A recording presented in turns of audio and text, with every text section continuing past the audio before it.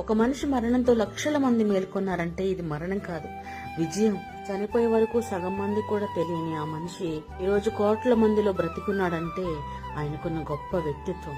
ఓర్వలేని ఒకరిద్దరు ఆయన పైన బురజల్లాలని చూసినా ఆయన కీర్తి అంతకంతకు పెరుగుతుందే గాని తరగదు. ఇది సత్యాన్ని అనుసరించిన వారికి, సత్యంలో నిలబడ్డ వారికి దేవుడు చేసే సన్మానం. ఆకాశానికి రంగులేస్తామని బయలుదేరే ఒకరిద్దరికి ఈ వీడియో అంకితం. దేవుడు మిమ్మల్ని దీవించిన గాక.